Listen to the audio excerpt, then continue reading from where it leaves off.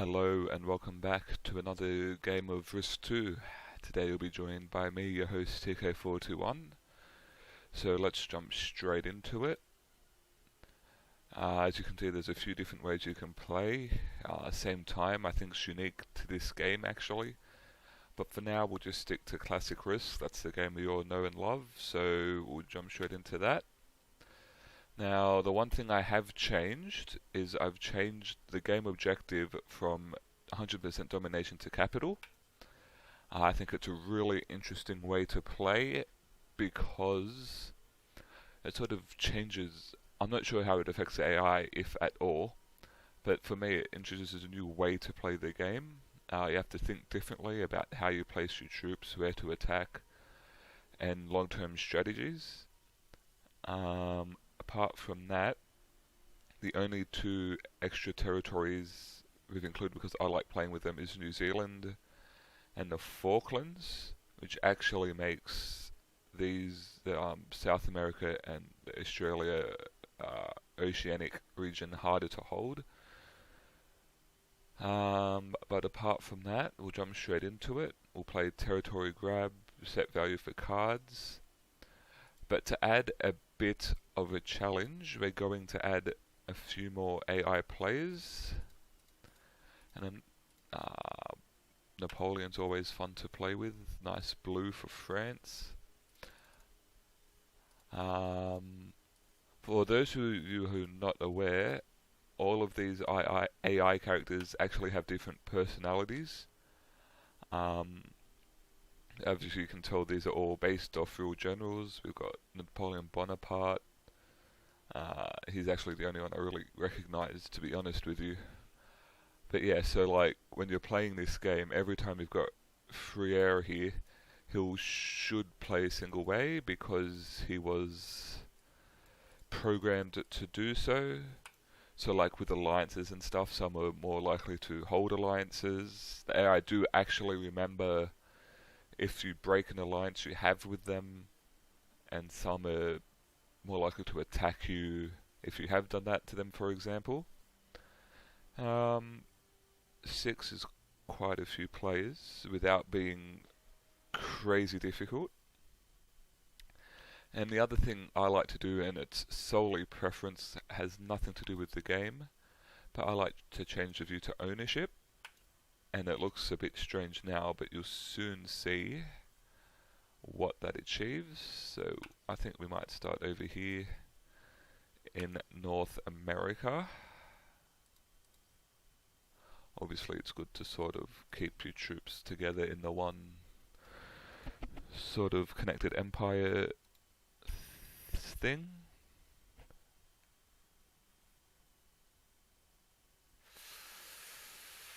I suppose it doesn't really matter where this next one goes because no doubt we'll lose him, so we'll just jump into Peru. So we're gonna have to take Madagascar too, unfortunately. So now we'll deploy our troops. So yeah, with the ownership thing, rather than the continents be coloured, it's who owns what territory. So for example, if I end up taking Greenland, that would change from yellow to black.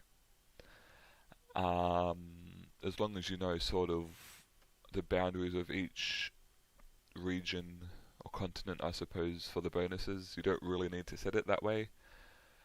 For example, own Alaska, Northwest, all that, you get the extra troops down here, all that. And this way it's sort of like the 17th, I suppose, 18th century war that mostly happened in Europe, I suppose, but when you take a territory, it's actually annexed into your own country. So, for example, this would be TK421 land, etc. So, with that in mind, I think it's no surprise we're going to concentrate on sort of taking this North America region, hopefully get a few troops.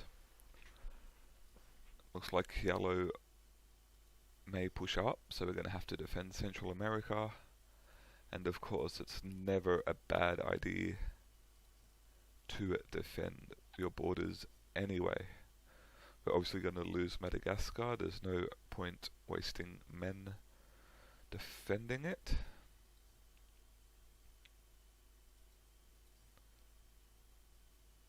If we look down here in Siam, yeah, so capital. The way the capital works is each player chooses a province as their capital. Then for us it'll be the Eastern United States. And rather than conquer the whole world to win, all you have to do is hold your own capital. And if you click done, we'll see where everyone else's is. And capture 3 other capitals. So for me to win, for example, I would have to own Eastern United States and also Falkland Islands, North Africa, and Erskine, for example. And for blue to win, he could push up and take Erskine, Indonesia, North Africa. In like a 3-player game, for example, you have to own your capital and both others, but when you start to add more players, you don't have to own all of them. Interesting to see here, 2 capitals next to each other. Let's see how we go. We do go second, which is of an advantage.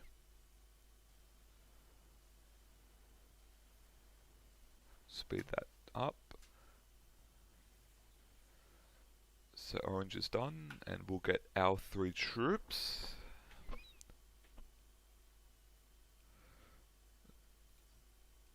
Just consolidate our borders, and we'll take Greenland.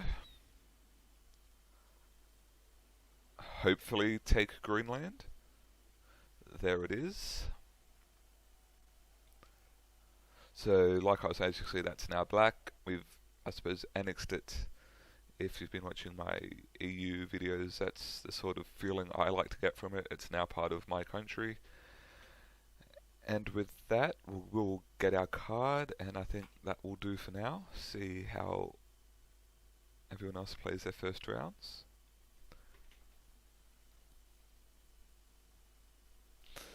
And it looks like yellow's gone straight for South America, which I suppose is to be expected.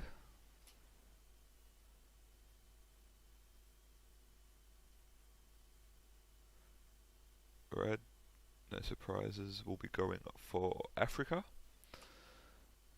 And indeed he will get it. Assume he'll come down from East Africa. No. Interesting.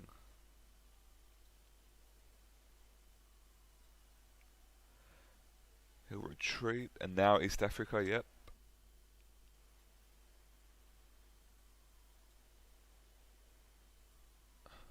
It's almost been worth actually throwing in an extra troop there. And in fact, that might be a good idea.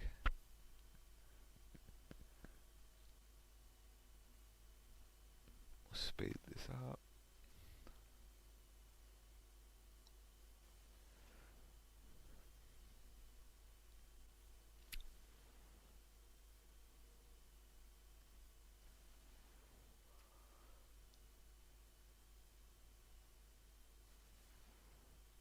Interesting.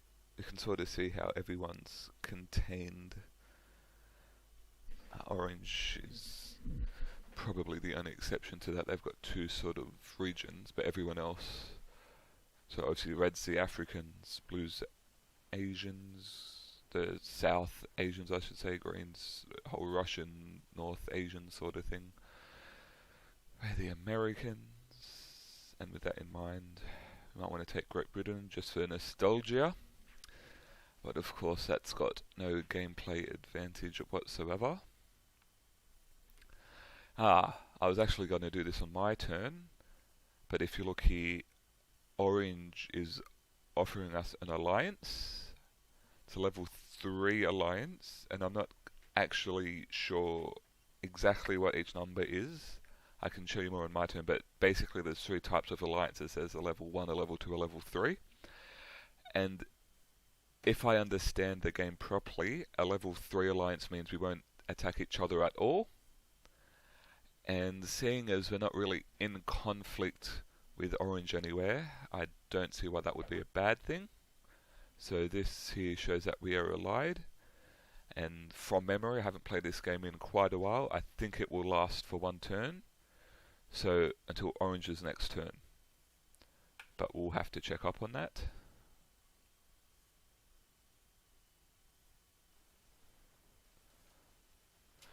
So blues lost their capital, which doesn't really affect them yet, but if they want any chance of winning, they will have to take that back. They could own every other capital on the board, but if they do not own their own, they cannot win. So ICOM. So yeah, there's 3 types of alliances, 1, 2, 3, and this is also a warning. Not exactly, I think that's just for flavor. When you're playing with other humans on like a LAN connection, I don't think the AI does much, and even if they do.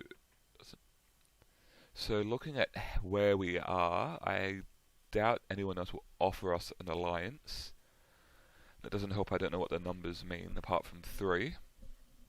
But just for example, say, we'll go to yellow, offer to alliance. We'll send it. It's pending. And they've said no to that, which is to be expected. Maybe green. They'll probably say no because of the conflict here. We might get one with blue. Let's have a look. Yes, we did. And of course red won't because they want Madagascar. They won't even bother. As far as I'm aware, there's no way to check if other players are allied. Info? No, there's not as far as I'm aware, which I suppose makes sense. So we'll go back to status. We have 3 reinforcements to place. I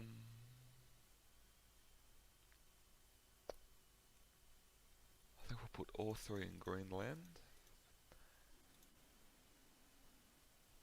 Take that.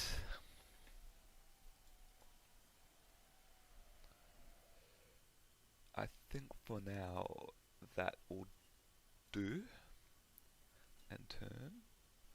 We're going to sort of, obviously on our next turn, take Alaska, but we weren't really strong enough to both take Alaska and defend from this 4. Of course, taking Alaska puts us in a good position to take Green's capital. They're also in reach of Reds, but of course we still need the 3rd one, and while geographically speaking we're close. Interesting. See, that's the difference with capital risk compared to domination. Whereas in domination you wouldn't really want to take the Falkland Islands because, you know, yellow will just come back. If we manage, not that we will of course, but if we manage to take all 3 capitals, as soon as that happens we win. It doesn't really matter how big your enemy is. Like I was playing one the other day, and I suppose it was a similar setup to this, but whereas this wasn't in Siam, this wasn't a capital, it was just a normal territory, and one player had all their troops there next to their capital. I took the capital, and obviously in a normal game of Risk, on their next turn they just come back and wipe the floor with me, but because I managed to capture their capital along with a few others, I won the game. So this capital risk, as I said before, changes the way you play. It's also a bit more of a advantage and opportunity play, which I think's adds a nice dynamic to the game that wasn't really there before.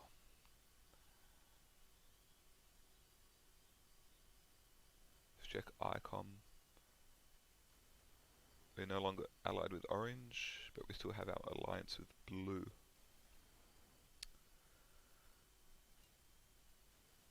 And I like Napoleon historically, so good luck to him. Although he's looking like he's in dire straits at the moment. I feel he'll be the first player to no longer be with us, unfortunately.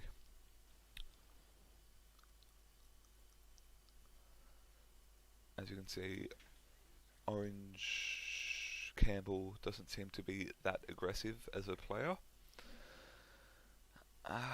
With 3, I think now may be the time to take our region if we get a few lucky rolls. That's a very nice start.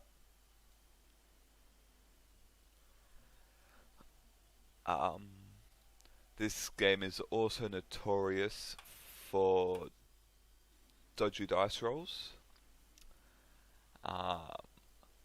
Obviously, of course, it would be randomized, I imagine, not knowing how it's coded. But I'm sure that you could imagine that it gets very frustrating when an army of 12 gets annihilated by an army of 2. And I have seen that happen more often than not. Now, the reason I moved into Venezuela was, of course, to stop yellow getting a region bonus. We have no alliances, which is interesting.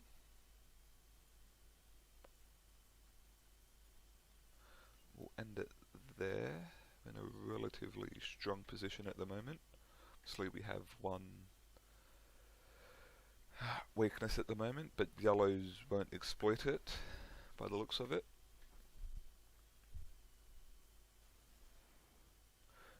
What's interesting to note is, depending on what red does here,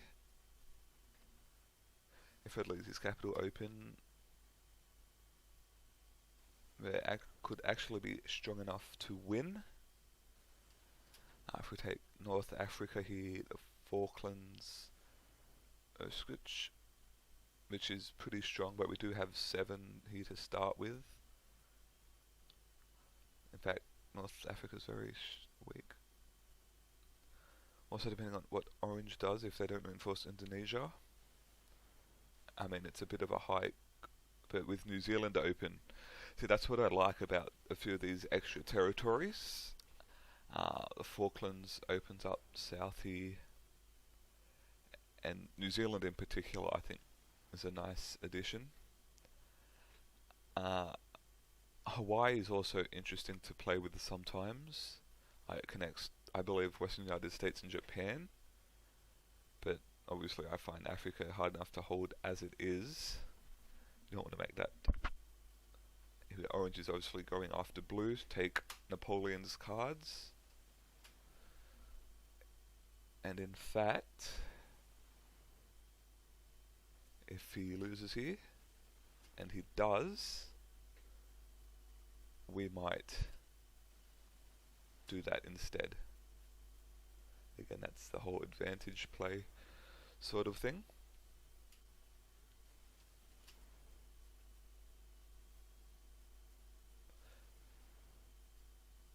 See, and this is another reason why we get 8. Don't really want to ally with anyone, they're all in our way.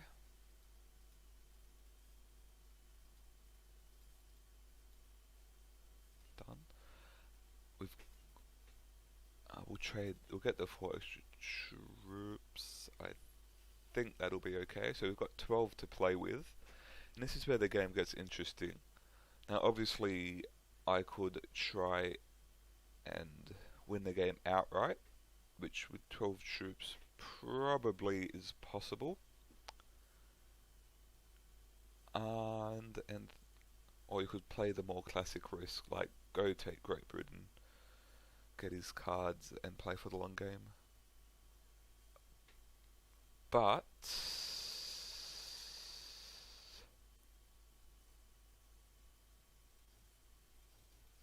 going to go for the victory. Take advantage of the AI, leaving their capitals relatively. This is what I was talking about with the dice rolls. An army of 7 doesn't take a single from 3.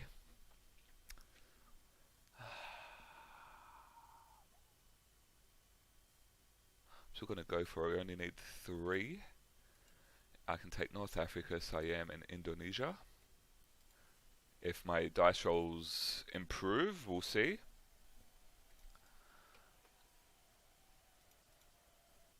And I also find, you may think it's easier the more players on the map, the easier capital risk is, because there's more capitals to take. But I actually find it's harder. I think maybe next time I'll play with all 8 players, just to really stop these people grabbing territories early on. I'm sure mid to late game, as players start getting wiped out, you'll start to see this sort of thing happening, and there's more capitals on the board. But I think it'll be worth a shot. We may run out of troops here, but if they keep rolling 2s, we'll be happy. So here we are. Beautiful.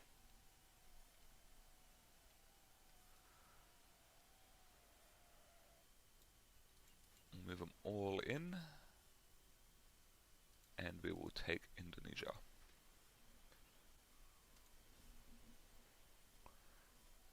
And that's capital risk.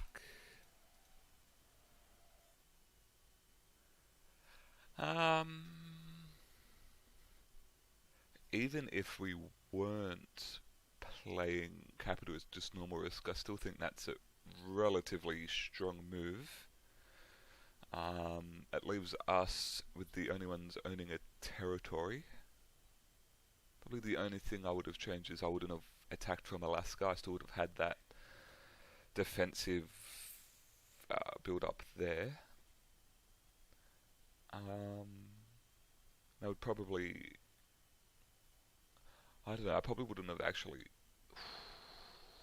Hindsight's a beautiful thing. I can say, oh yeah, that's a strong move.